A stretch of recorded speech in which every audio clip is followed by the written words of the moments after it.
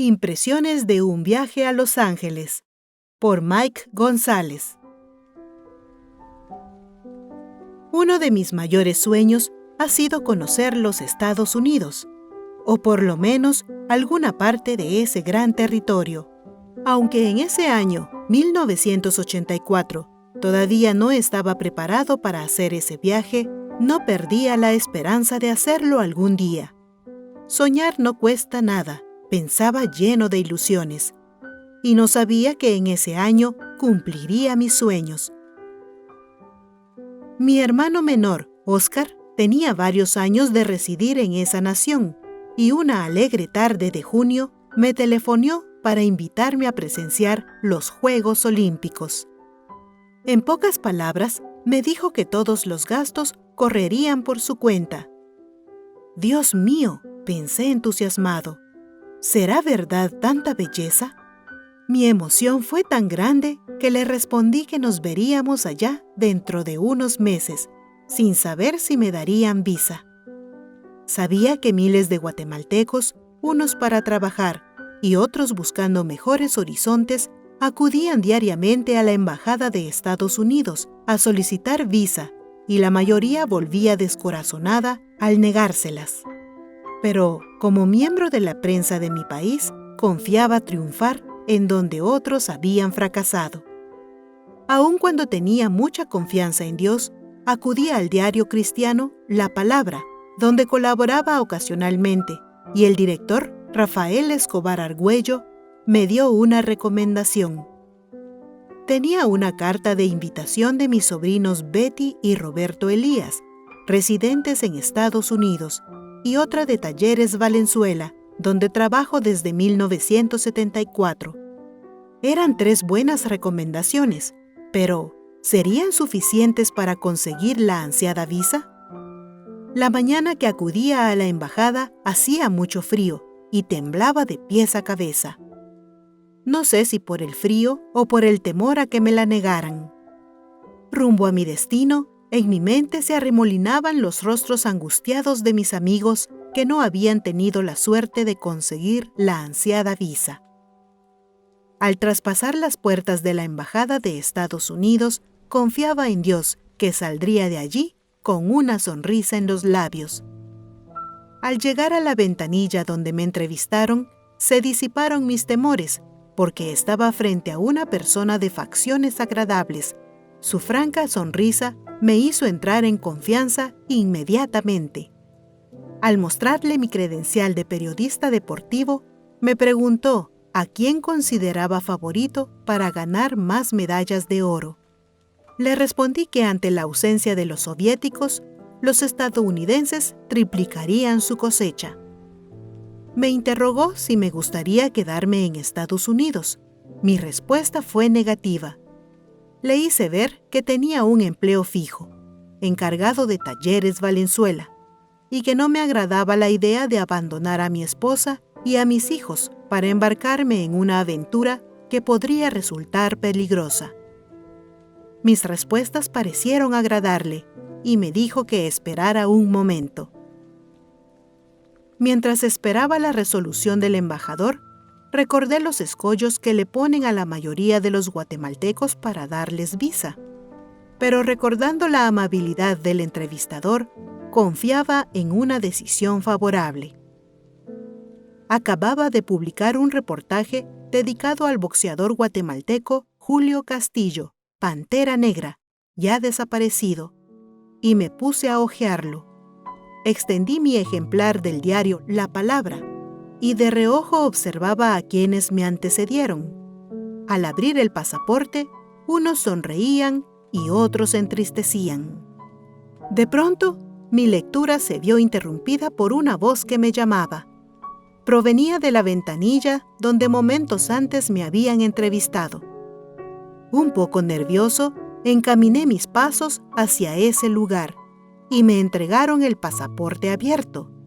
Mi satisfacción fue grande al ver que la ansiada visa estaba allí. Era mi entrada a los Estados Unidos. Había dado el primer paso. Los días siguientes fueron agitados, acelerando los trámites para viajar cuanto antes. Mi hermana Chave se encargó de agilizarlos para conseguir divisas. En esa época, el quetzal estaba a la par del dólar. Los conseguimos en bandeja, gracias a la ayuda que nos brindó mi sobrino, Jaime Roberto Solares González, receptor de ese banco. Además, reservó los boletos en la agencia Hayter Travel, donde, es necesario recordar, nos dieron atenciones de primera. Mi hermana, María Cristina, me informó de los pasos a seguir para no tener problemas migratorios. Hacía 8 años que no veía a mi hermano Óscar, y la posibilidad de abrazarlo me daba nuevos bríos para apresurar mis trámites.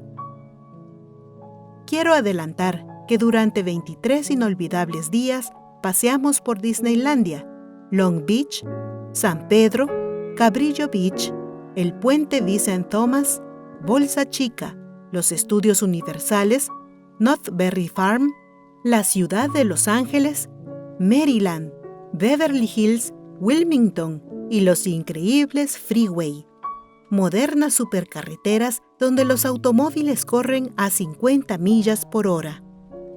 Con 8 o 10 vías, los automovilistas conducen a velocidades que nunca alcanzarían si viajaran por la ciudad.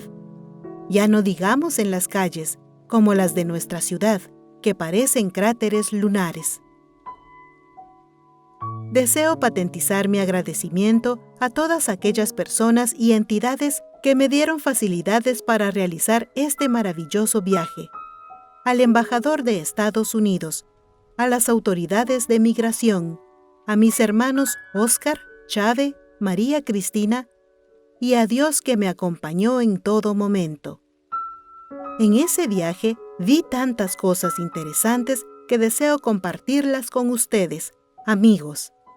Por favor, aborden conmigo el aeroplano de la imaginación y acompáñenme en esta fabulosa aventura de 23 días por los lugares más bellos de Los Ángeles, California. ¡Vamos! Rumbo a California. El sábado 18 de agosto de 1984 fue uno de los días más importantes de mi vida. Era la fecha señalada para el viaje y amanecí con una extraña mezcla de alegría y nostalgia.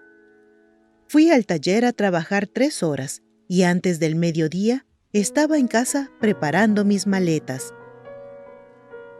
Aquello parecía un hormiguero.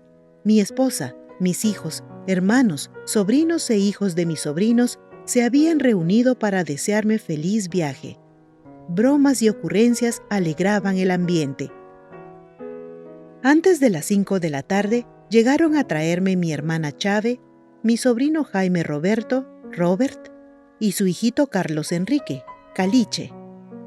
Ellos me llevarían al aeropuerto. Como no cabía tanta gente en el automóvil, algunos de mis familiares tuvieron que viajar en autobús. Poco antes de la llegada para abordar el avión, ya estaban reunidos mis hermanos Julio y María Cristina, mis hijos Dora Noemí, Miguelito y Rudy. Además estaba Chatía, la hijita de Ivonne. Después de los abrazos y buenos deseos por un viaje sin contratiempos, empecé a caminar por el amplio corredor que conducía a una sala de espera. En muchas películas había visto que para abordar un avión era necesario subir por medio de una escalera que era llevada hacia el lado izquierdo, por medio de unas ruedas de hule, y esperaba el momento que nos indicaran que debíamos bajar.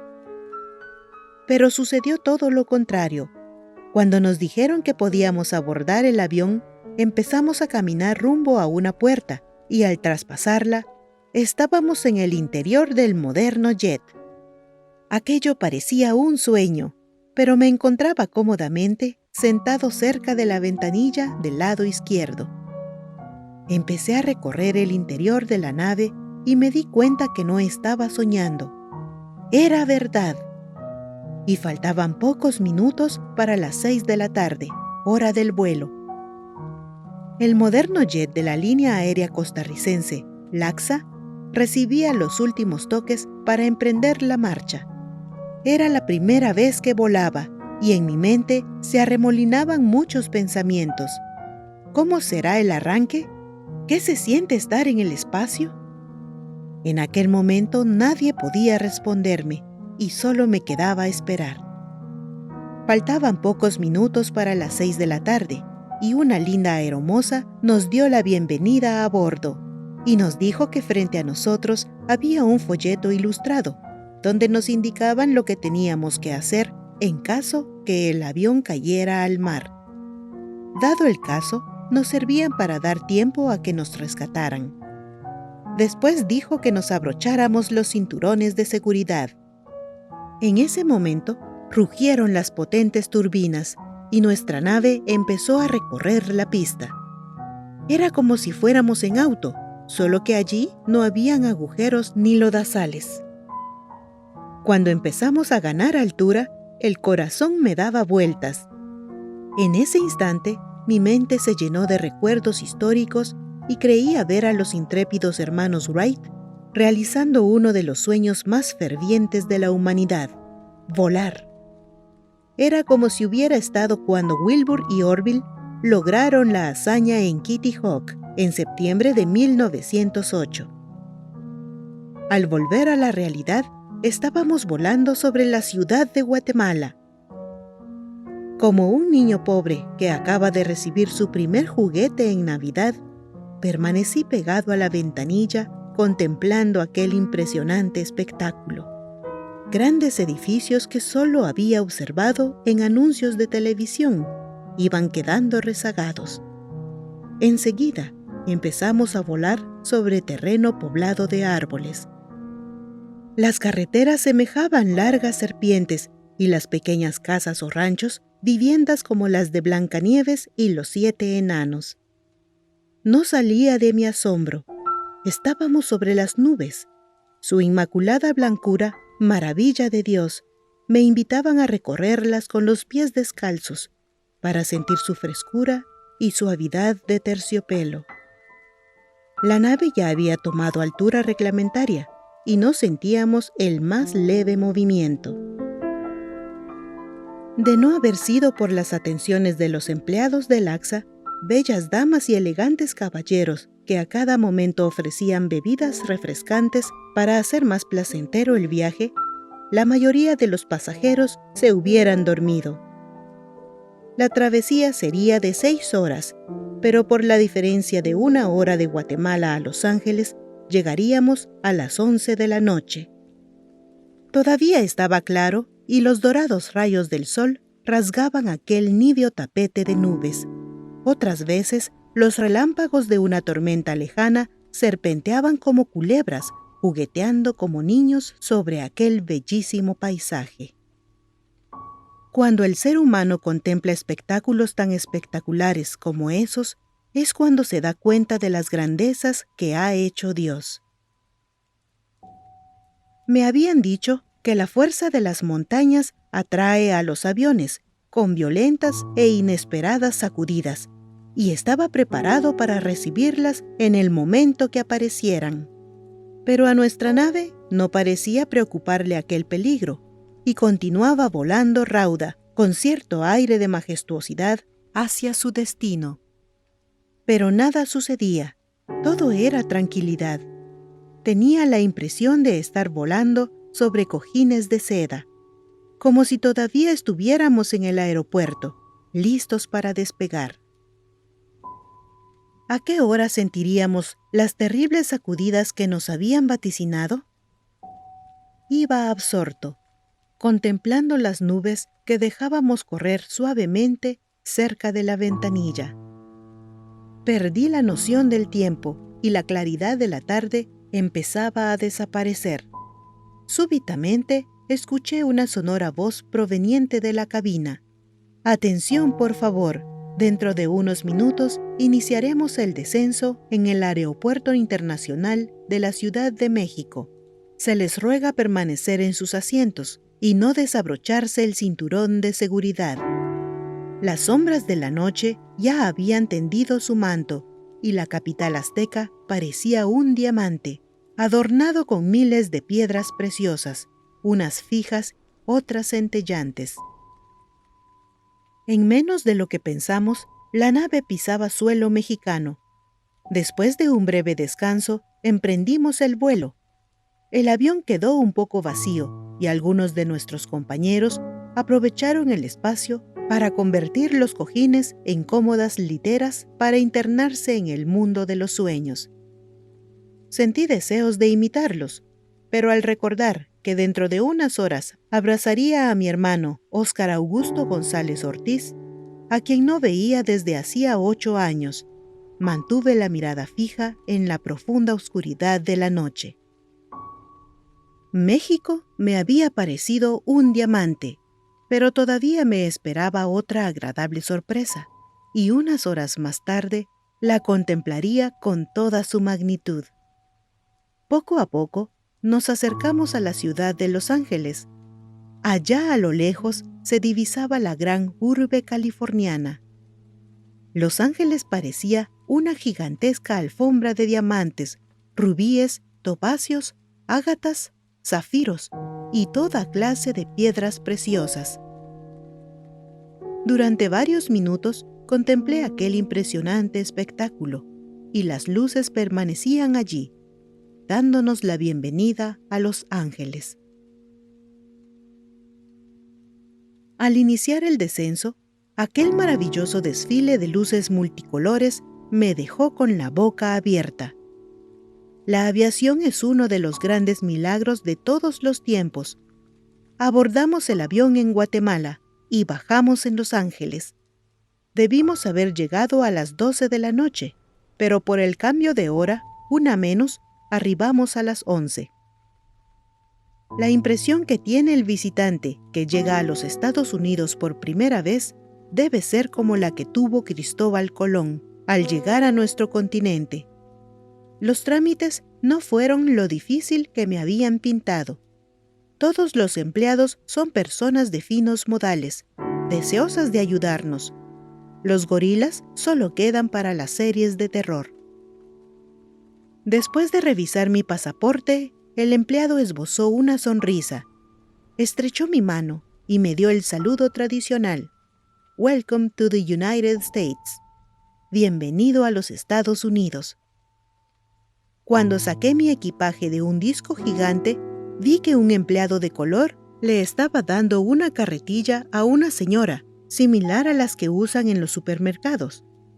Inmediatamente le pedí una, porque ya no hallaba las horas de abandonar aquel lugar. Pero me llevé una desagradable sorpresa. Había que pagar. El joven me dijo, $1, $1. Recordé que mi hermana Chave me había regalado varias monedas de su reciente viaje a Los Ángeles, que sumaban exactamente $1. En mi chapuceado inglés, pidiéndole a Dios que me entendiera, le interrogué, ¿May I give you change? ¿Puedo darle sencillo? Me entendió, con una amplia sonrisa que dejó al descubierto la blancura de sus dientes. Me respondió afirmativamente. Al tener en sus manos el sencillo, lo colocó en una cajita de hierro, sacó una moneda de $1 y la colocó en la registradora.